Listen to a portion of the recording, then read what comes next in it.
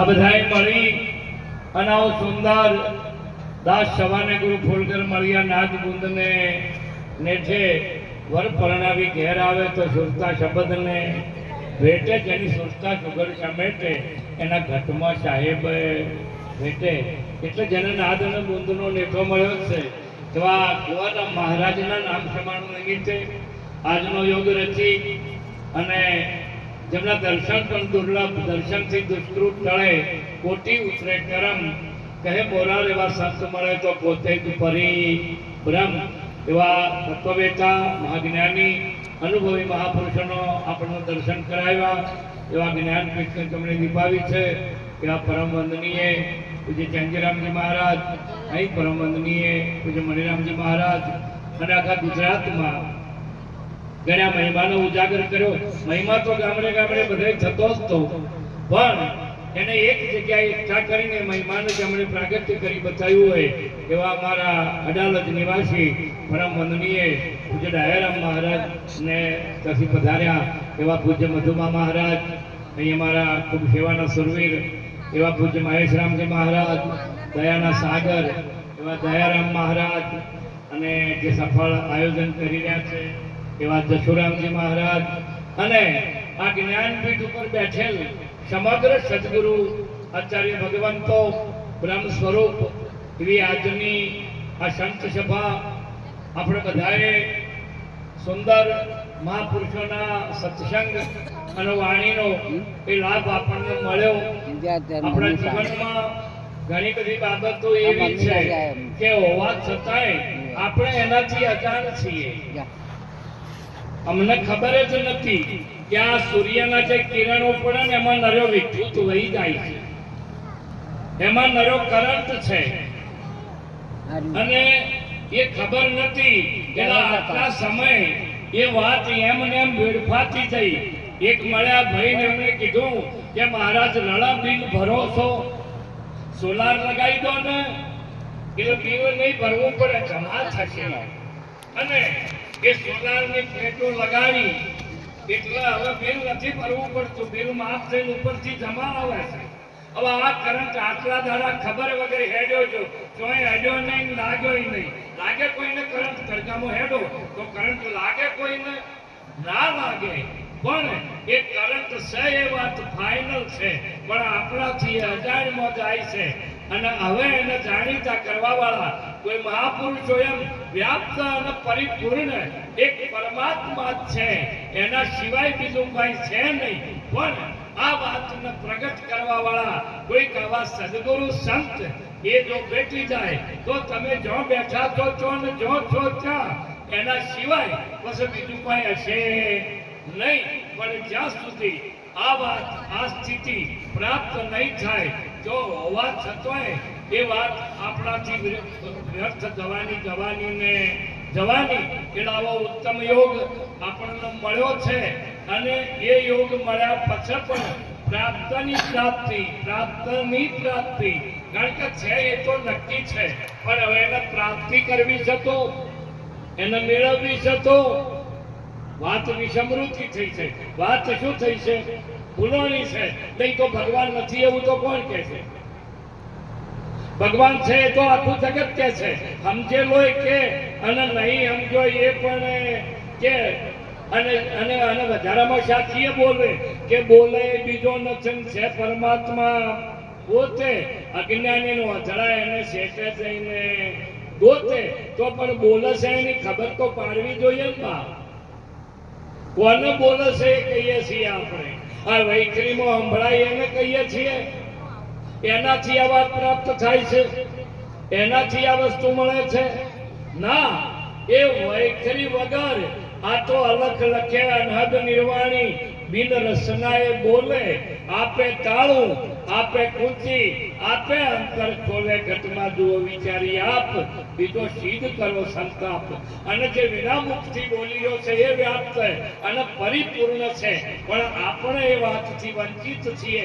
હવે એ વાત કારણ કે ગુરુની હાલ સુધી જો ગુણ ગવાના હોય તો કોના ગવાના? સદગુરુના. આ એક ગુરુ જ એવી એક ભૂમિકા છે, ગુરુ એક એવું પદ છે, ગુરુ એક એવી સ્થિતિ છે. આ તમને કહી દઉં કે એ પદને જેને પ્રાપ્ત કર્યું ને એ એનાથી ભિન્ન ના હોય, એનાથી ભિન્ન ના હોય. એમાં પછી આપણને જો બીજું દેખાય તો એ દોષ આપણી દ્રષ્ટિનો છે, એ દોષ આપણી દ્રષ્ટિનો છે.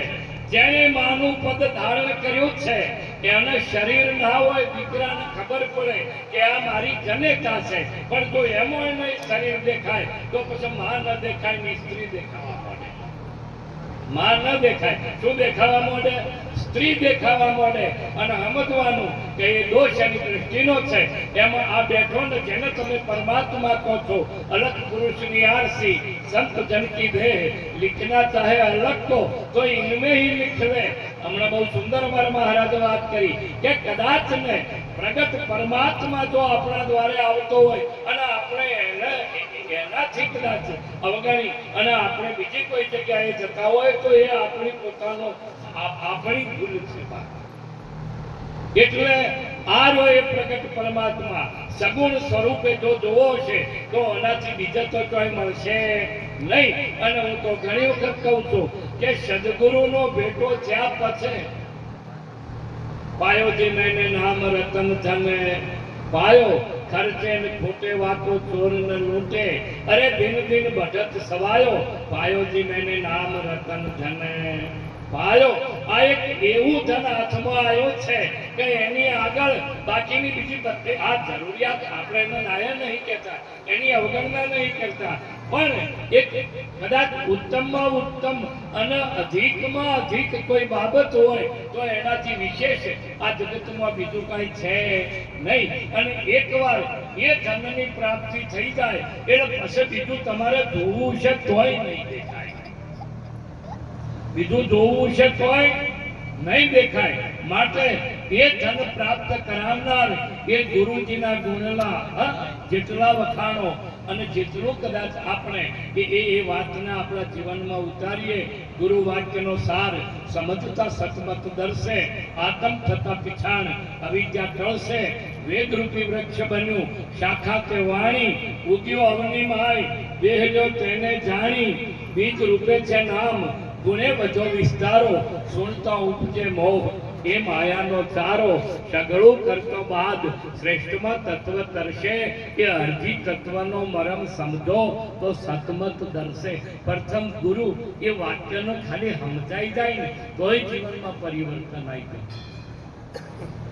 આપણે તો નીચ એમાં ગળા ડૂબ છીએ. આમ તો બેઠી એ જીવન મુક્તની સભા છે એટલે વિશેષ એ વિશે મારે કઈ કહેવું નથી, પણ એક વાત ચોક્કસ કહેવી છે કે ગુરુ ખાલી અને કોઈ એવું માનતું હોય તો હું તો કુમારીથી કરી કહું છું કે ગુરુ સિવાય કઈ ટકાયામ જ નહીં. જેને તમે પૃથ્વી કહો છો એ પણ ગુરુથી ટકી છે, અને જેને બ્રહ્માંડ કહો છો એ પણ ગુરુથી ટક્યું છે, જેને સૂર્ય ચંદ્ર કહો છો એ પણ ગુરુના આધારે જ હરખાર્યા છે. જો ગુરુનો આધાર છૂટ્યો ને એટલે રસાતાળ થઈ જવાનો. કદાચ જે ભણ્યા હોય એમને પૂછી જુઓ, આપણે હાલીએ ચાલીએ ને તો એ ગુરુ હરખા ગુરુના ભાવમાં રહીએ છે. માટે હેડીએ કહીએ છીએ ગુરુ આગા પાછા જ્યાં તો જય ગુરુ મહારાજ તરત પડી જવાના. જે ભણેલા છે એમને પૂછો કે ગુરુત્વાકર્ષણ એને શું કીધું?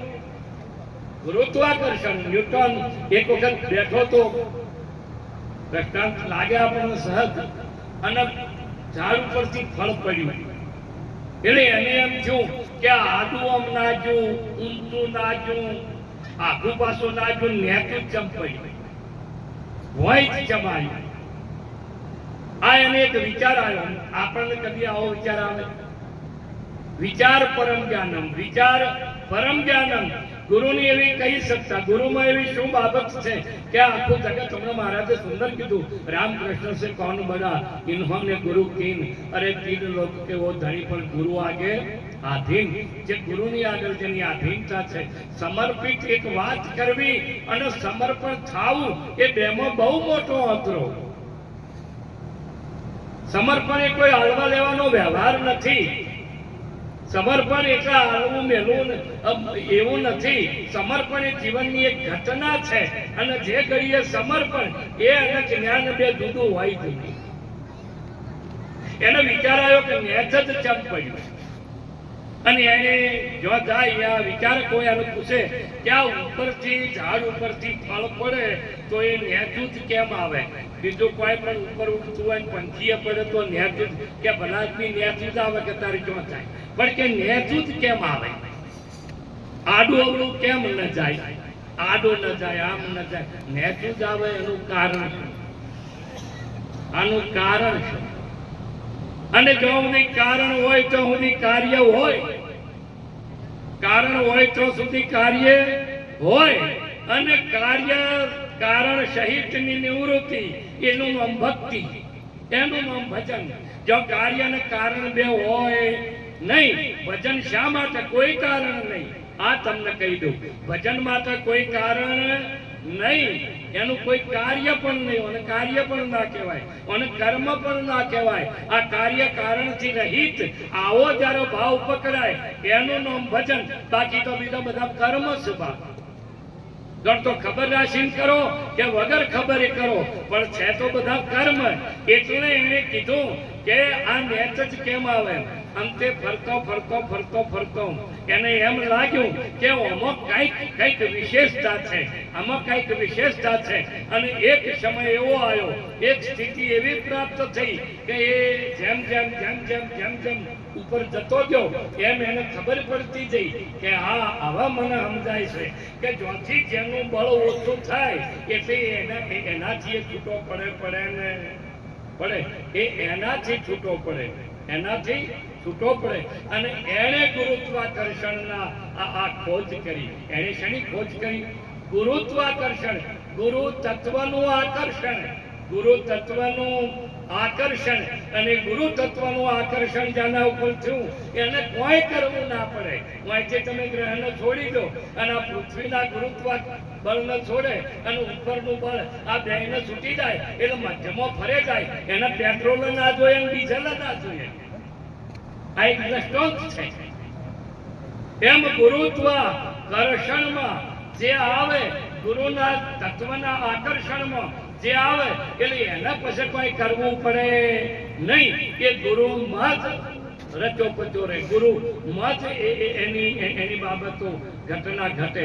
અને જેને આ ઘટના જેના જીવનમાં આ ઘટના ઘટી છે એ ગુરુની વાતને સમજી શકે, એ ગુરુની વાતને પામી શકે. અને એણે જ ગુણ ગાવાતો ગુરુ ગોવિંદના, બીજું સૌ પરહરવું. ગુણ ગાવાતો ગુરુ ગોવિંદના, બીજું સૌ પરહરવું.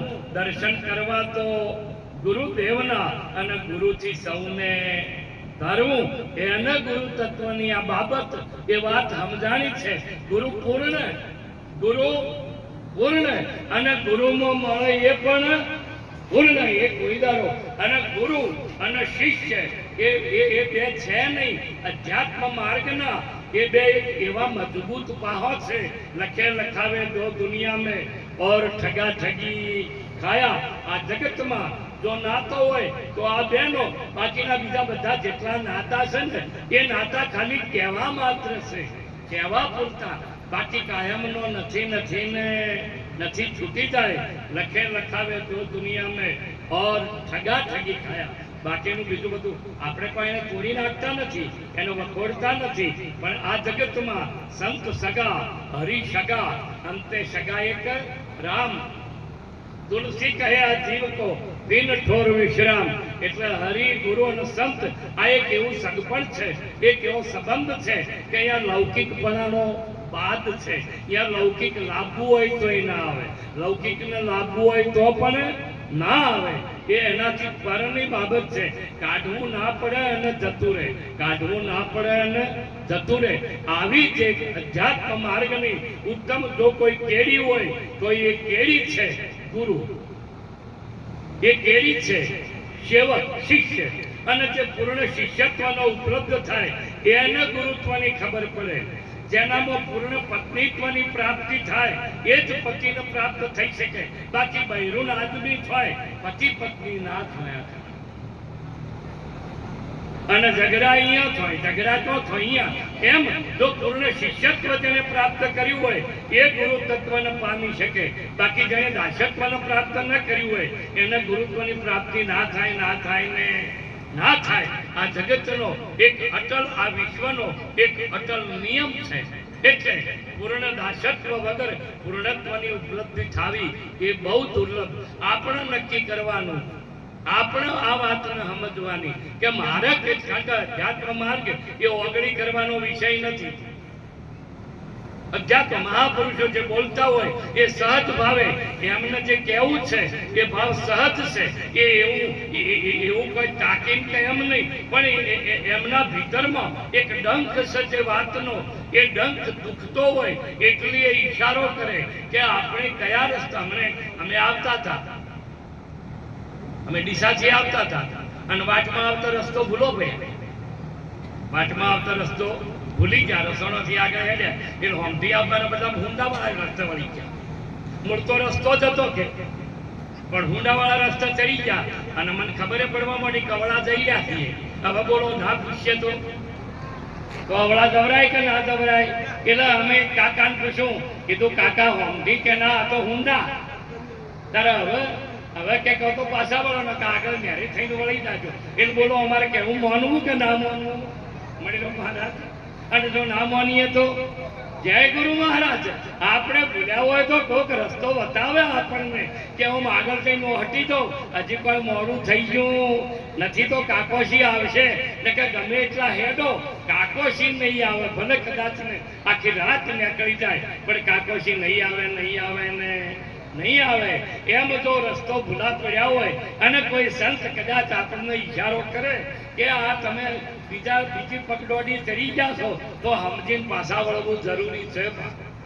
સમજીને પાછા વળવું જરૂરી છે તો મંજિલ પ્રાપ્ત થશે.